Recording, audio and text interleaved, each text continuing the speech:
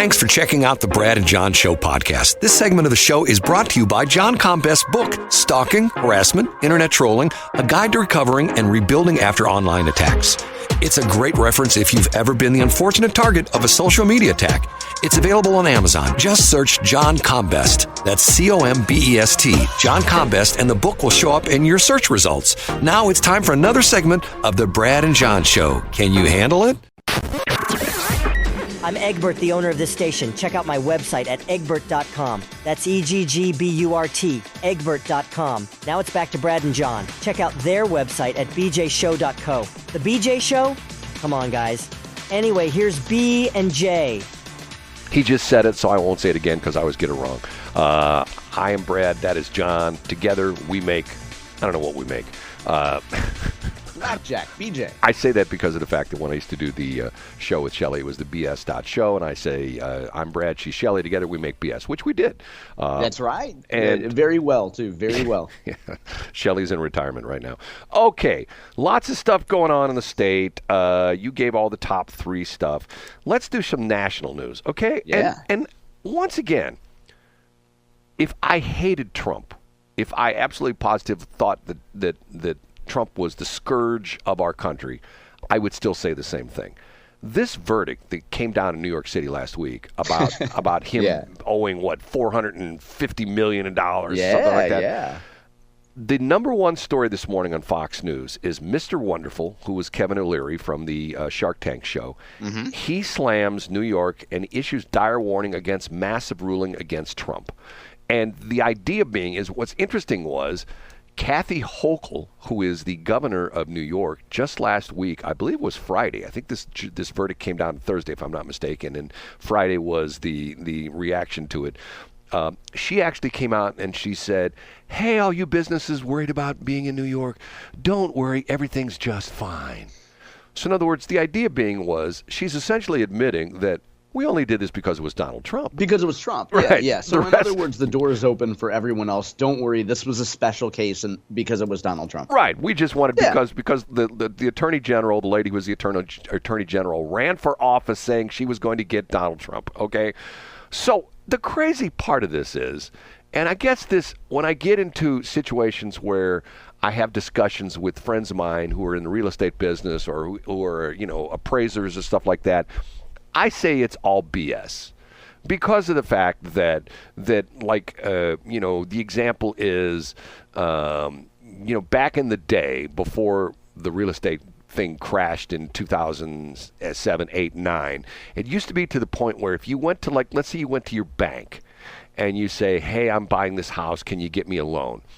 The banker would call up, or mortgage person would call up the appraiser and say, hey, my client, Bill and Mary Smith, are buying this house at 123 Mockingbird Lane, and they need to have the appraisal come in at 235. And magically, the appraisal would come in at 235 because that's the number on the dot. Right, that's the number that made it work as far as the amount of money they had to put down and all that kind of stuff. And in other words, that was the magic number. Okay. Yep. So then they changed the rules. So if I'm not mistaken, that the banks and the mortgage people couldn't directly hire their own appraisers. They had to go through some kind of a pool system or something like that. So you couldn't do that. But still, it was not to interrupt, but so the idea behind that was to eliminate self-dealing. Right. The idea being this: if you're banker A and you have buddy who appraiser B, you call them up and say, hey, it was a good time at the bar last night. By the way, I got an appraiser coming your way, and I need it to be 295. Okay, no problem. See you tonight again at the bar. That kind of a thing, right? So the crazy thing about this is, if you know the crazy thing with this state law, it prohibits them from having a jury trial. In other words, right from the get-go, the law states... You mean in New York? Yes. This law in New York specifically states you cannot request a jury trial. It has to be a bench trial, which means the judge is the jury, judge, jury, and executioner. He's the guy...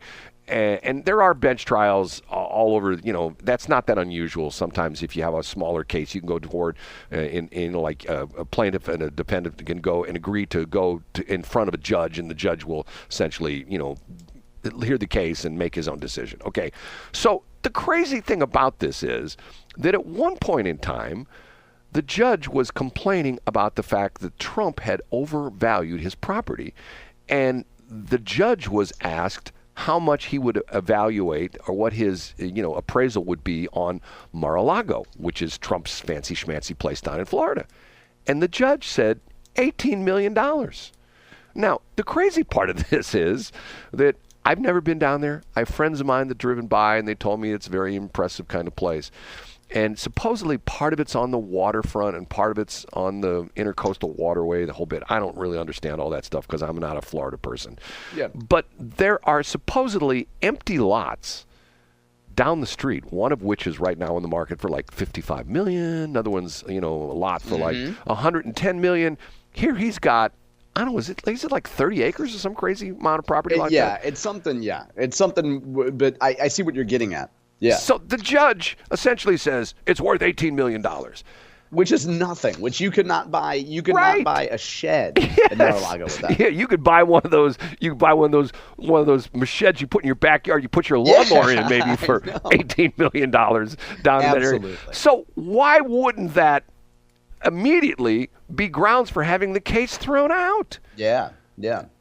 Now, I'm not an attorney. I don't play one on TV. But, see, the crazy thing about this is that for example, there's an interesting case that's somewhat similar to this. Do you know the deal with Elon Musk and Delaware? Do you know this whole crazy thing? No, I don't know the story. Okay. Do you know where most of the big companies are incorporated? Yeah, Delaware. So Delaware has the most provide the most secrecy for who actually owns property, correct? Well, I don't think it's necessarily secrecy. They have the most advantageous laws as far as the treatment of corporations are concerned. Okay. And something along those lines. Something happened where something's going on with Tesla. I don't know exactly what it is. And Tesla was originally incorporated in Delaware, and now Elon is saying, okay, we want to disincorporate in Delaware, and he wants to reincorporate another state. And I don't know the exact details. I should look it up. But once again, if you were a company right now, with all the crap that's going on in New York City with the immigrants and the budgets that they have problems with and the police problems they have and the crime problems, and now this thing with Trump, wouldn't you want to get the heck out of New York City? Absolutely. And you think of any major corporation that has – so one of the most fun things I got to do in the corporate world was I served on several – we call them FTO teams, Brad, freedom to operate. So your freedom to operate team includes folks that work in industry, folks that work in communications, especially folks that work in law. And you just look at all your sites around – we'll just talk about the United States now. And your FTO team identifies – here's where we have the most freedom to operate, where government will leave us alone, where the media will not hassle us because they're tools of the government, et cetera. And if you're on an FTO team today for a pharma company or a real estate company or anybody with an executive that says anything controversial, your FTO team says heck no to New York. And then you'll also look at, think about obviously California.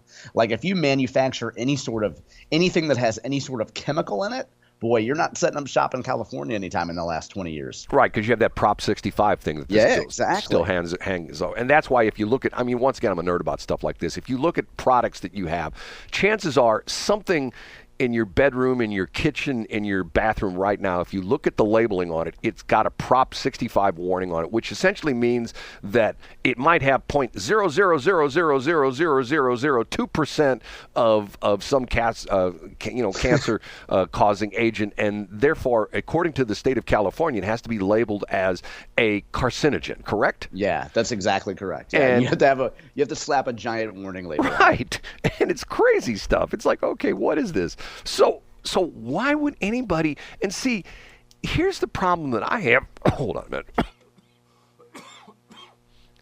To me, and I get different strokes for different folks, okay?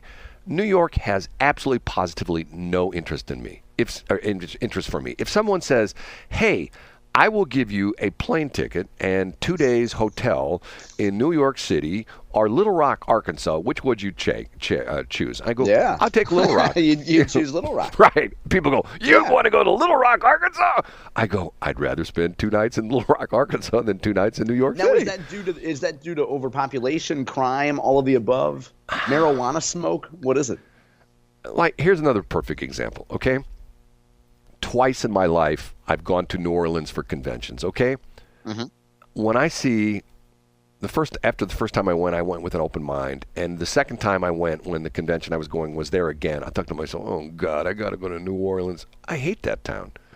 I think it's dirty, crappy. Mm-hmm. You know, to me, it's, you know, it's like, okay, it's below sea level. I mean, there's all these crazy things about, like, okay, I get it. There's all this history and stuff like that. No, thanks. Not interested. I'm not a party person. I don't enjoy getting drunk. You know, I didn't enjoy, you know, all the scene, you know, the Cajun food. No thanks. Don't like that kind of stuff. I'm an American kid. I like hamburgers and Big Macs and French fries and stuff like that. So the stuff they have in New Orleans is not my cup of tea, so to speak. I don't have any interest in that. Yeah. Well, I mean, and I think it depends on if you're a traveler or if, you know, I don't consider myself one of those people that considers themselves, you know, a big traveler or vacation guy. I've been to New Orleans and enjoyed it. And I've never been there for more than, you know, a 3-day convention or 4 days where I'm spending most of my time in the hotel eating really good food and then on occasion going out to a local restaurant and eating really good food. But, you know, I went down when I was in college. I went to Mardi Gras. And it was the pre-cell phone era, Brad. So that tells you something about getting, you know, lost from your friends. And it was disgusting. I mean, just visualize walking around Mardi Gras at night. Like, I ruined the pair of shoes. I've, of course, only brought one pair of Nikes, you know, and I ruined those just walking in the filth of the sludge. Yeah, so, like, I think it's one of those things that's a cool experience, and then I have no desire to do it again. Well, I'm sort of the same way. And, you know, but yet people will go like, well, you love Las Vegas. But, I'm not a gambler. And they go, why do you go to Las Vegas? Once again, see, this is my attention span thing. I would love to own a private jet because you know why? Why is that? You could go anywhere you wanted? I'm an out and back kind of guy, you know? Yeah, I know exactly what you mean. I mean, I want to see. They used to be able to do this with Southwest Airlines since they cut back their schedule. There were several cities that I could fly to. I could leave early in the morning, and I could be back that night. You know what I mean? To the point where and spend the night in your own bed. Right, I could do that. I've done that several times in Las Vegas, where I've literally done an out and back in one day. Matter of fact, a couple of times to the conventions when I did that, to the point where I'd leave early in the morning. There used to be a flight that left at Lambert like at 5 o'clock in the morning, and even with one stop, usually it was either in Kansas City, Oklahoma City, and you'd be the way the time zones changed, where you'd be in Las Vegas at 9 o'clock in the morning, okay, and then you could go do your stuff, go to the convention, have breakfast, go have lunch, maybe have an early dinner, and be back on the plane, and the plane going back the other way. Even though it was a nonstop, it turned out to be like you'd take off at like 7 o'clock, and you'd land in St. Louis at midnight, because it was a 3-hour flight, but you had to throw 2 hours in there because you were going against the time zones. When you're going out there, you're going, you're gaining time. When you're coming back, you're losing time. And that's me. I mean, out and back, but yet it's almost impossible. But let me interrupt, Brad. But I think another big difference there that probably influences you is that I think of Las Vegas as a clean city. Like, I don't think of Las Vegas as being – I don't think of people urinating in an alleyway. I think of Las Vegas as being super clean. It is, and it's first off, it's very tourist friendly. Yep. I'm a little bit upset that they changed the name of the airport, but that's a whole other story. And once again, to me, it's an engineering marvel. I mean, you drive up and down the Strip, and you see these incredible buildings that, one place. Now, I know there are people that say, I have friends of mine that recently, one friend of mine that recently has been in the Mideast, and they've been to Dubai, and they took, oh my God, you won't believe the places over there. I get it, but that's a little bit different because they've got all the oil money and they're just trying to burn all that stuff. Yeah, I have no desire to go to Dubai. That's one of those places. That's my version of New York, Brad. If you told me you could go all expenses paid to Dubai, I'd say no thanks. I'd rather go to Peoria. Well, I see. call me a boring guy, but see, I love cities I love Denver.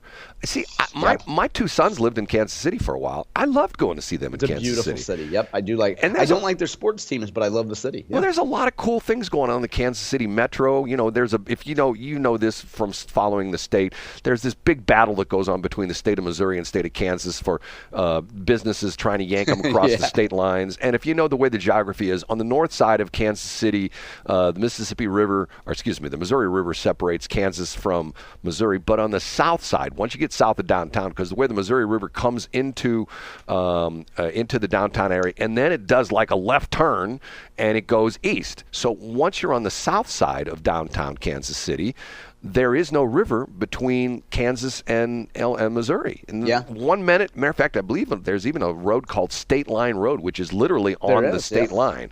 One side of the road you're in Kansas, one side of the road you're in Missouri. And Johnson County, which is the sort of like akin to our West St. Louis County, like you've got like Shawnee Mission and places like that where my sons lived. They lived in Lenexa. Very, very, very nice area. Yeah, a little uppity probably, right? Nah, I don't know. I mean, I didn't get that vibe. If it's your sons, you wouldn't call it uppity. Well, where they lived, it wasn't, it was nice apartments. They weren't like anything, wasn't like living in the Trump Towers or anything like that. And, gotcha. There were shopping centers near them. There was you can always tell.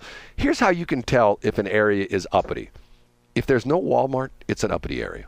Yeah, or now if there's not any dispensaries, with a giant pot leaf in the window with a drive-through. That's also important, Brad, because you don't want to have to get out of your car to get your weed. Right. Think about it for a minute. There are no Walmarts in Ladue. There are no Walmarts. That's true. That's absolutely true. Well, you know what? That's just because THF hasn't struck a good enough deal with local government, Brad. Although there is a Walmart in Chesterfield, but that's a whole other story. But we all know the reason behind that. We do. The THF stuff. Okay. Have we made any sense? I don't know. We made a whole lot of sense. People are loving this segment, Brad. Yeah, right. Okay. We're going to take a break. We'll be back. Thanks for checking out the Brad and John Show podcast. This segment of the show is brought to you by John Combest's book, Stalking, Harassment, Internet Trolling, A Guide to Recovering and Rebuilding After Online Attacks. It's a great reference if you've ever been the unfortunate target of a social media attack. It's available on Amazon. Just search John Combest. That's Combest, John Combest, and the book will show up in your search results. Now it's time for another segment of the Brad and John Show. Can you handle it?